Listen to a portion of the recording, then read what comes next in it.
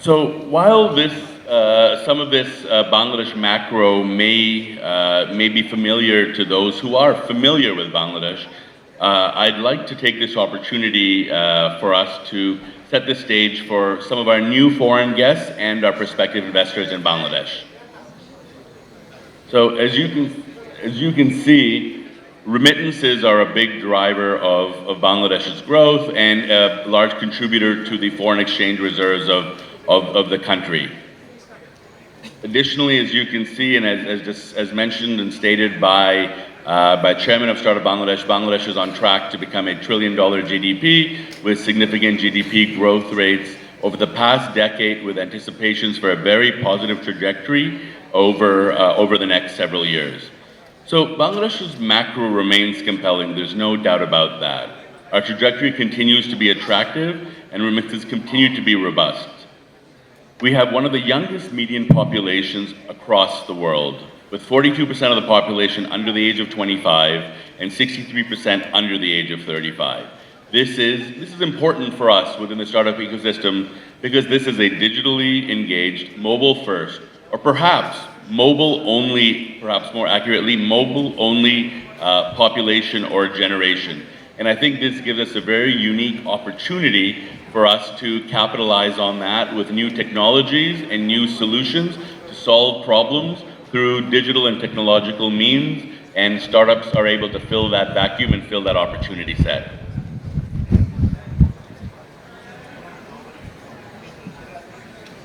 Internet penetration is certainly a very big proponent or component of digital engagement within any given country. Internet penetration in Bangladesh is increasing. However, as you can see on the right, Bangladesh's mobile data as a percentage of monthly per capita income still remains substantially higher than its peers. And we are very confident and we believe that the government is taking the right steps to reduce mobile internet prices. And as internet prices come down, as handset prices come down, we think that this also represents a very unique opportunity for more business to be transacted online. As people get more and more comfortable with the internet, as they seek to finding solutions for their problems using the internet, with affordable internet, this too represents a very unique opportunity for startups and for technologically enabled businesses alike. So as you can also see that Bangladesh's per capita, startup investment per capita, it remains extremely low as compared to its peers. But we believe that's changing. We believe that we're at the inflection point of a very unique opportunity for us to attract more attention, not just from the startups themselves that are doing very unique and interesting things, but also through the policy changes and reforms that we're seeing that are supporting the growth of the internet ecosystem, if you will. And we believe that as we see internet prices come down, as we start to see more digital engagement, that the startup investment, obviously per capita, shall rise substantially as a result of that. So Bangladesh, if you look at it from a more granular perspective in terms of what the startup ecosystem has done so far, we've raised about $1 billion, primarily from international sources. We've created 1.5 million jobs across 15 sectors, and we've got 300 investors invested in 150 plus startups. But as the ICT Secretary and Startup Bangladesh Chairman recently said, we have over 1,200 startups that are active in our ecosystem today. This is almost a 10x figure from what it was a decade ago. This is a quick picture of the investing landscape. So you can see that most of the money that's come in has come in through venture capital, and these are some notable venture capitalists or venture capital firms that have already invested in Bangladesh, and we expect that this list will grow considerably through the raising of awareness of the investment opportunities in Bangladesh from things like Startup Connect and the Bangladesh Investment Summit. And the startups themselves, I think, are working very hard to attract foreign capital by promoting themselves to a much wider audience. Now, generally, a big question for us, or a big issue for us within the startup ecosystem for Bangladesh, has been a nomenclature problem. So Bangladesh does not necessarily fit within the definitions of MENA. They don't fit within ASEAN. We fit within this silo called the Indian subcontinent. And so we've really, we've really had to sell ourselves, and I think we've done an incredible job of doing so, but I believe that we're at the cusp of an inflection point of change where Bangladesh becomes a much stronger mandate of many investment firms that have not yet looked at Bangladesh. At the end of the day, we are the 8th largest population in the world. We have 170 million plus people with an extremely young, digitally engaged population. I am very confident that this map in front of you will change dramatically in the next 5 years. Bangladesh will attract significant investment, not just in venture capital, of course, but in overall FDI. But specifically for the purpose of this conversation, I really do believe that this landscape will change dramatically as more and more people who have been perhaps sitting on the sidelines not just see the opportunity, but also see the policy support and the conviction and the confidence that this government is instilling in the startup ecosystem and to investors who are looking to invest in this ecosystem. So this is the ICT Master Plan for the ICT Master Plan 2030, and this outlines some of the changes or some of the visions that the government of the ICT Ministry has towards promoting the growth of the ICT industry in Bangladesh. Obviously, startups play a role in that, and obviously startups are beneficiaries of this in many ways, in the sense that, as the government promotes skills development, this also leads to a massive opportunity for startups to benefit from high quality digital skills in terms of software engineers, developers, content creators, and specialists that perhaps did not exist today, or perhaps we did not have a sufficient enough supply of top quality. And so as a part of the ICT Ministry's roadmap, a lot of these master plan visions are very much to the specific and direct benefit of startups, not just from where they could benefit from its services, but also as opportunities where they could build businesses around providing solutions, perhaps to government, but also to private industry or to citizens or to consumers on the basis of some of these more robustly or easily available technological solutions.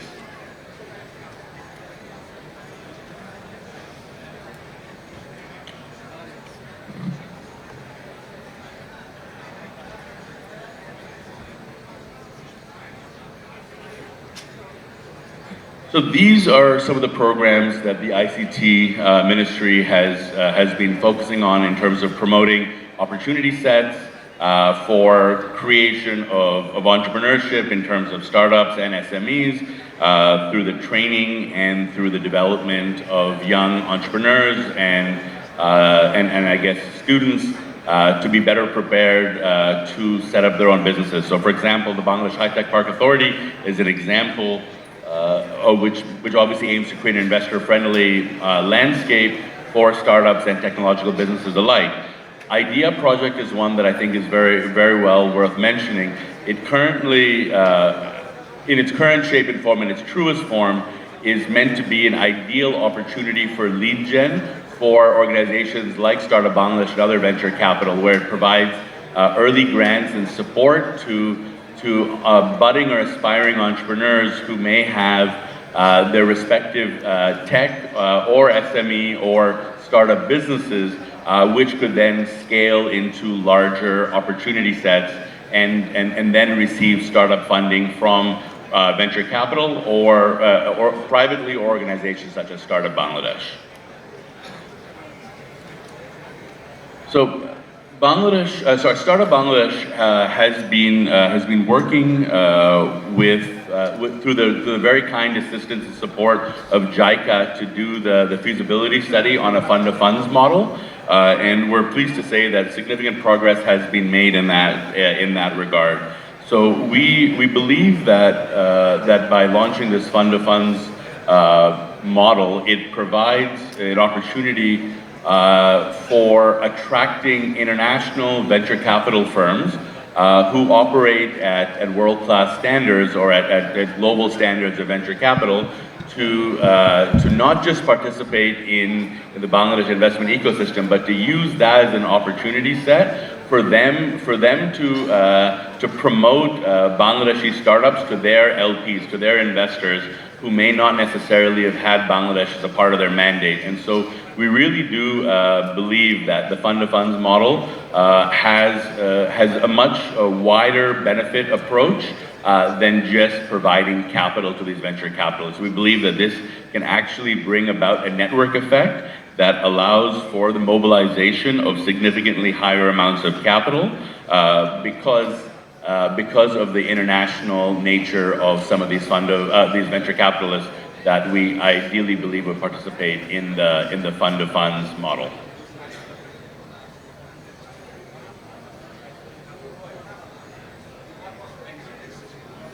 So we've had around 8 months of this interim government, and I think they've done an incredible job of providing certain reforms, especially in the finance and banking sector, and these outline some of the key macro reforms and how those would and how they do currently benefit the startup ecosystem. The two that I would like to specifically draw attention to are the ones at the bottom that primarily speak to the recent announcement by Bangladesh Bank, and we are very grateful to the central bank governor and his colleagues for recently issuing a circular that not just permits for overseas investment by startups, but more importantly allows for share swaps. And this gives us the opportunity set for us to consolidate cap tables for our investments and to provide a much more global and streamlined investment ecosystem that is on par with our respective peers. This allows us to mitigate a lot of questions and challenges that we've had to face with international VCs in terms of maintaining two different levels of cap tables. And this allows us not just to motivate our founders to own different forms of equity, but also allows us to essentially promote ourselves to a different level of venture capitalists that may not have necessarily considered investing because of some of these challenges. So we are very grateful to the central bank for these recent changes. Thank you.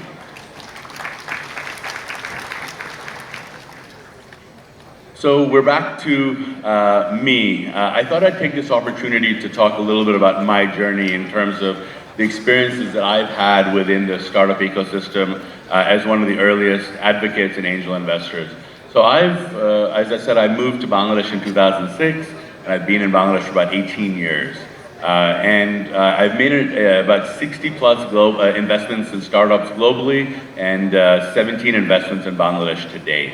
And so these are some of the portfolio names that I've invested in amongst others. But the reason why I bring up some of these names are that the startup ecosystem in Bangladesh has certainly had its fair share of ups and downs, just as any ecosystem does, especially ones that are in their nascent stages. So, if you look at a business like ShopUp, which has gone on to raise significant amounts of capital and could be a very important, very important sense of pride for us in the Bangladesh startup ecosystem. They have iterated their business model 4 times before stumbling on where they are today. And so this is no different than in a startup in Silicon Valley or in London or in New York. Startups require iteration. We require dynamic founders who understand the business models and understand when they have to change. And so we've had obviously our ups and downs in the ecosystem. We've had challenges with funding.